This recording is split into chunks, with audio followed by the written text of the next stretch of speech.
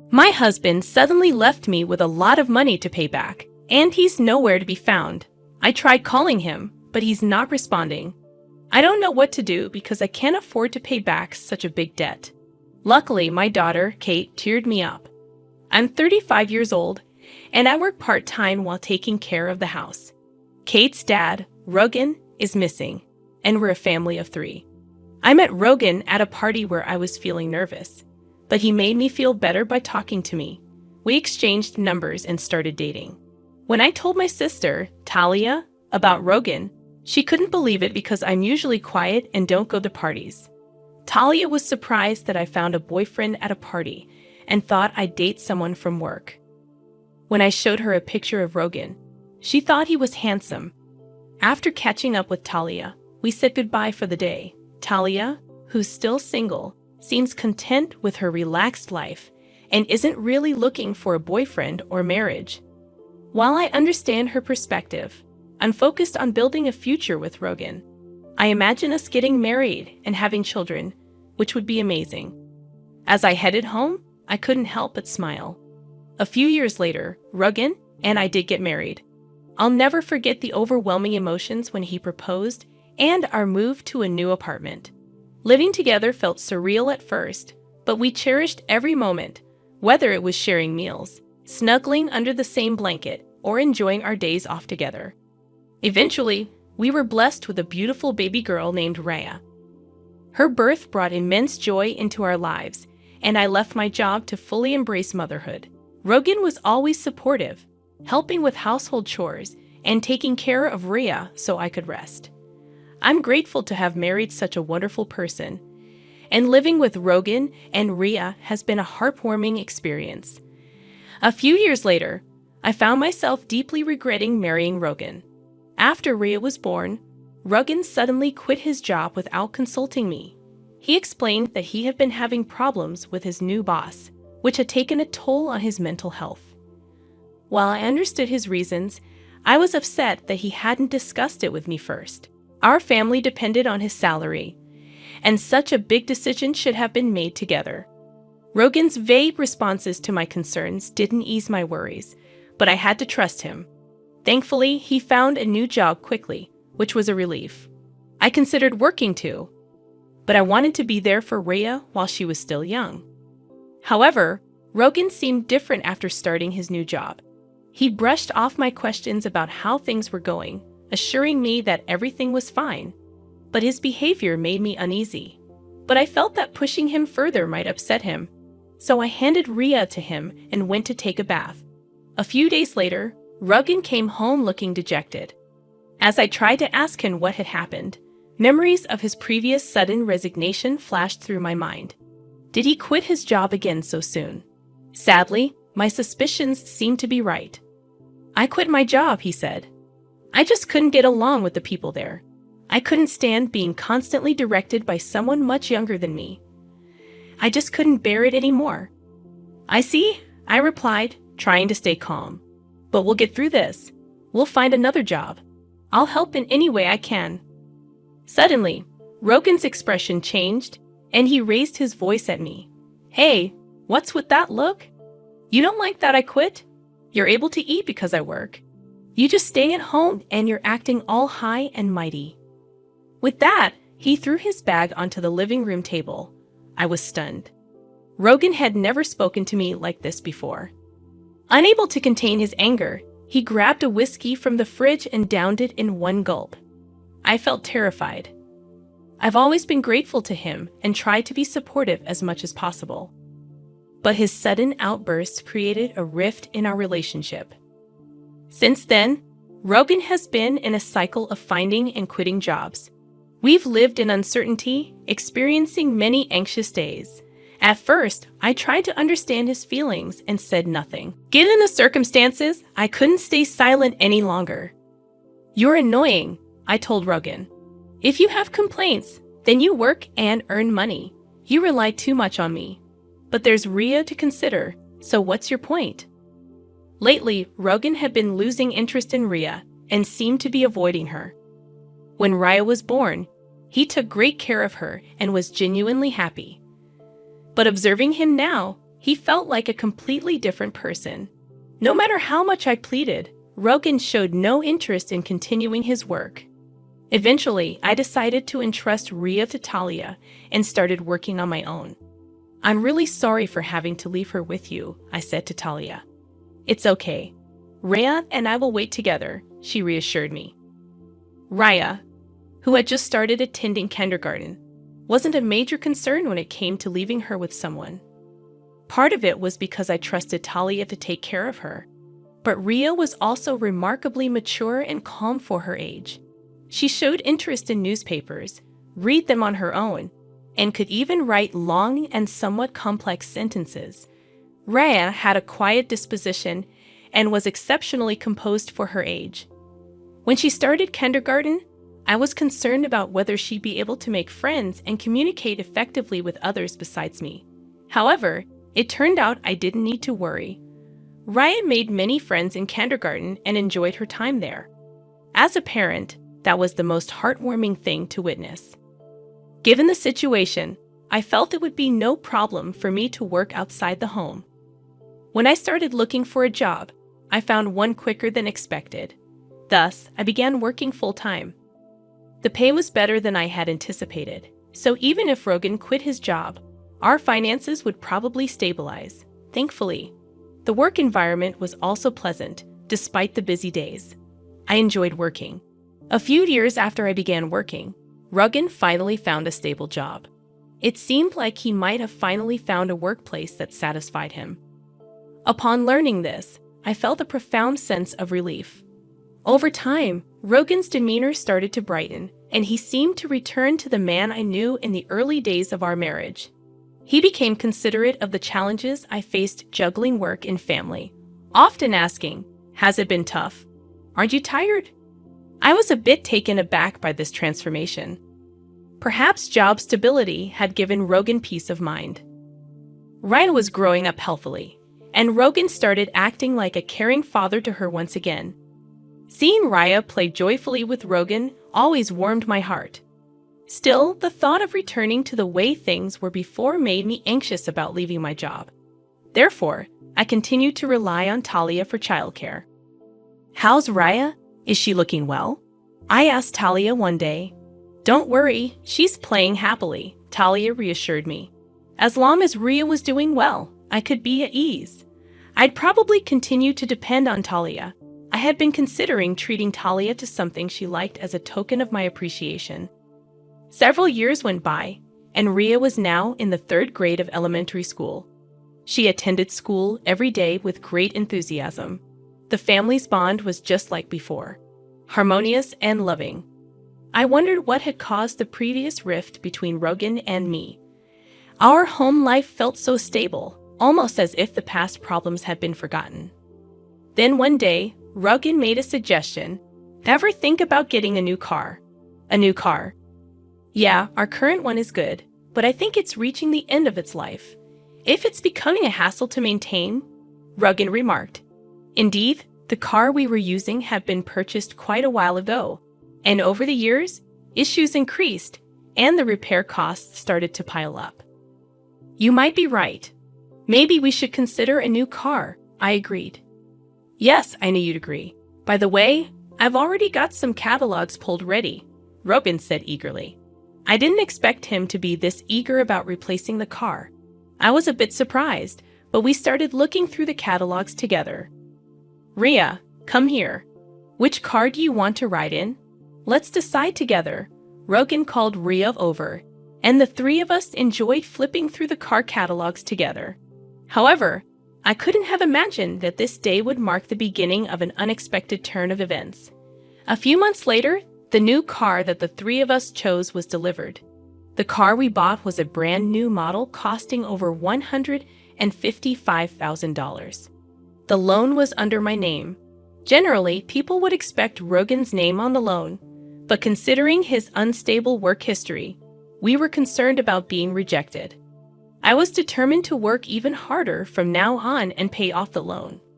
I was sure Rogan felt the same way, that's what I believed. But my hopes were shattered in an instant. Rogan stopped coming home. He disappeared along with the newly purchased car. Could it be that Rogan got involved in some kind of trouble? What should I do? At that moment, my cell phone rang. The call was from Rogan.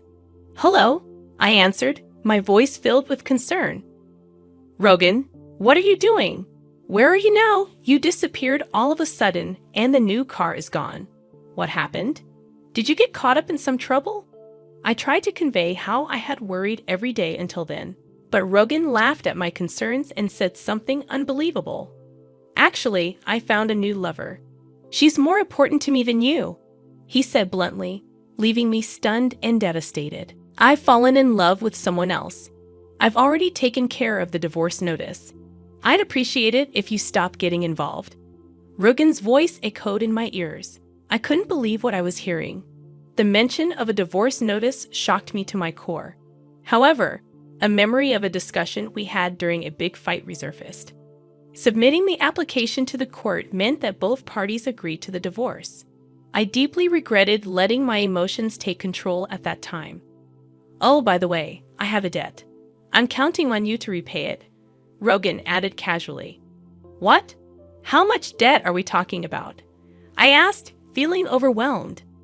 "I think $200,000, give or take. I'm leaving all the repayments to you," Rogan replied before abruptly hanging up the phone. I never thought something like this would happen to me, where all of his kind smiles in the past just lies. As these thoughts crossed my mind, I could feel the strength drain from my body. "Mom, what happened?" Raya rushed over, looking concerned. "It's okay, honey. Thank you."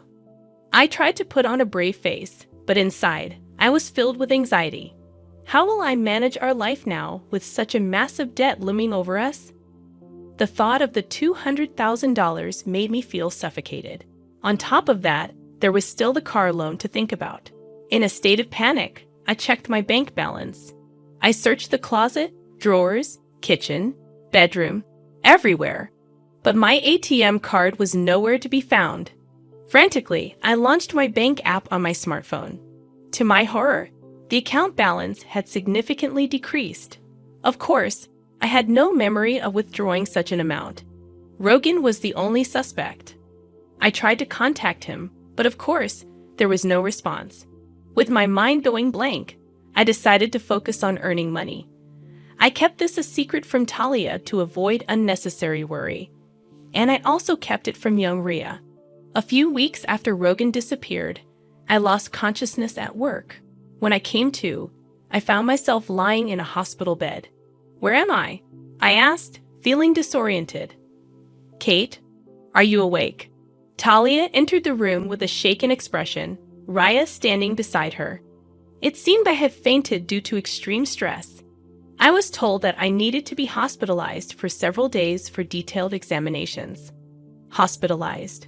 What should I do? I wondered aloud. "After you're discharged, let's talk about Rogan," Raya said suddenly. I was surprised to find out that Raya knew the truth. When it was time for my discharge, I felt a bit down, fearing Talia might point out that I wasn't supposed to let her know about it. Then, the next day, various tests were conducted. The results revealed that my poor health was due to cancer. Fortunately, it was still in the early stages, and there was hope for recovery through surgery. Although the surgery went well, returning to work immediately seemed impossible. I had no savings and medical bills were piling up. During these challenging times, Talia and Rhea became my pillars of support. When Rhea explained the situation with Rogan and my current state to Talia, she was even more furious than I had anticipated. Talia tried to locate Rogan with a plan to make him repay the debt and medical bills, but his whereabouts remained unknown. "We don't have any leads on Rogan's current location. What do we do?" I asked in frustration. It was then that Talia came up with a suggestion. "The car that's under your name. Rogan has it, right? How about we try to get it back?" "Is that really possible?" I asked in surprise. Talia shared more information. "Actually, I found out where Rogan is currently working. Surprisingly, he seems to be working for a different company inside the building where I work. Though I usually opt for remote work, I occasionally visit the office and have reportedly seen him there." Knowing this, we can move forward with our plan. Let's go to Rogan's place right away, I said eagerly, wanting to confront him immediately. But Talia stopped me. Don't rush. We need a solid plan, not just a hasty approach. That's right, a plan, Raya chimed in. Both of them exchanged smiles, and I couldn't grasp the profound implications behind their demeanor. Watching them silently, Rhea beamed and reassured me, saying, "Don't worry, everything's set up." What kind of scheme had they hatched? They didn't provide the specifics, but everything became clear a month later. While at Talia's house, there was a sudden incoming call. Checking the caller ID, it was from Rogan. Initially, I ignored the call, but it kept coming in repeatedly. Something must have happened. Gathering my courage, I answered, and Rogan pleaded in a frantic voice. "Hey, help me now, please. I'll explain everything later. Just get here now. I'm about to be arrested." Rogan shared his current location and quickly ended the call. Having overheard the conversation, Talia and Rhea finally revealed the turn of events. Actually, we reported the car as stolen, and the idea was Rhea's. Impressive, right? Rhea blushed and looked down, filled with gratitude. I expressed my heartfelt appreciation for their ingenuity and determination. I expressed my heartfelt thanks to Talia and Rhea for their incredible support and hurried to the place where Rogan was waiting. The park he specified was surprisingly close to my home. There were police officers gathered around Rogan, and he seemed to be interrogated about something. We hurriedly approached Rogan's vicinity. First, we explained the situation to the police officers and had them leave. Afterward, Rogan ushered us into his car and began narrating the events that led to this. Glancing inside the car, I noticed a confident-looking woman sitting boldly in the passenger seat, her legs crossed. She stared at us with a cold gaze. "Thanks for coming. But why did the police come to me?" Rogan asked, puzzled. He had been surrounded and questioned by the police, yet he didn't seem to have heard anything they said. I was so dumbfounded that I couldn't find words, because I reported the car as stolen. After all, that car is mine, I finally managed to say. "What? We're divorced, so we have no current ties." Thus, the current situation paints a picture of Rogan as unauthorized, using another person's car. Reporting it stolen was the natural course of action, Talia explained. Rhea furthered the conversation with Rogan, who was visibly shaken. "Dad, why did you leave us behind? Why won't you pay back the money yourself? Explain." Rogan let out a sigh and looked at us with an exasperated expression, but he remained silent. "If you're just going to remain silent, I'll report it to the police. Do you realize that using my name without permission is a crime?" I warned. Hearing this, Rogan began to talk bit by bit. He mentioned his mistress, Lily. Apparently, she recently joined the company where Rogan works, and they connected during a company event. Concerns about the timeline of Lily's pregnancy, pointing out an inconsistency. "Your belly's pretty big. Is it a baby? When are you due?" Rhea asked. "In about 3 months, I guess," Lily replied. However, this calculation didn't seem right. Considering she was supposedly impregnated 3 months ago, shouldn't there be more time? Talia also noticed this inconsistency and pressed Lily further. "Is that baby really Rogan's? Isn't it odd for the baby to be due in 3 months? Whose child is it?" Talia voiced her concerns. Lily's expression faltered for a moment before she composed herself and responded, "Of course, it's Rogan's. There's no doubt about it." But Talia wasn't convinced. "Are you sure about that? The timing doesn't add up." Rogan remained silent, seemingly lost in thought. The atmosphere grew tense as everyone waited for an explanation. Lily's demeanor shifted, and she exchanged a nervous glance with Rogan before replying. "Well, there might have been some miscalculation, but I'm sure the baby is Rogan's." Talia continued to scrutinize Lily's response, sensing something was amiss. As the pieces of the puzzle started to come together, it became clear that there was more to the story than meets the eye. Talia decided to address Lily's revelations directly. Surprisingly, Lily didn't seem intent on hiding anything. Actually, the child isn't Rogan's. I thought about keeping it a secret, but I figured it'd be a hassle to get further involved with him, so I'll just spill the beans, Lily admitted. Is that why you were honest about the debt too? I asked. Yeah, there's no point being with Rogan anymore after all, Lily said with a mocking expression. The atmosphere grew heavy and tense. I felt the urge to get away from there immediately. Meanwhile, Rogan stared intently at Lily with an incredulous expression. Hey, what are you talking about? This is a joke, right? Why would it be a joke? Rogan demanded. I mean exactly what I said, Lily replied firmly. The tension increased, making the atmosphere even more stifling. Amidst this, Talia took charge of the situation. Anyway, I'll call the police, Talia announced. Huh? What are you talking about? Rogan protested. I couldn't care less about you two. But remember, borrowing money under Kate's name is a criminal act. Plus, using the car without permission is also a crime, especially since Rogan and Kate are complete strangers, Talia explained. She instructed me to contact the police. Rogan and Lily were frantically trying to talk their way out of the situation.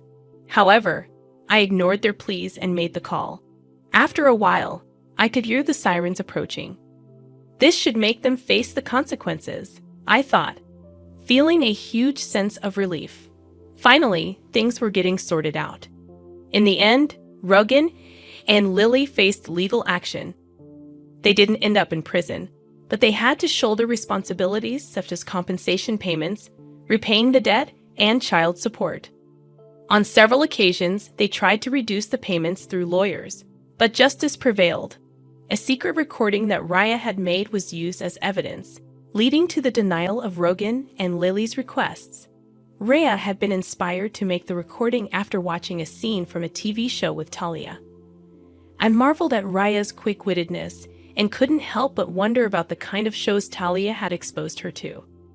Now Rhea and I live with Talia, and Rhea doesn't face any issues commuting to school since the distance from our previous residence was quite close. The car was safely returned, and it seems Rogan is somehow managing the debt. If Rogan hadn't made those wrong decisions in the first place, he wouldn't have had to face such hardships.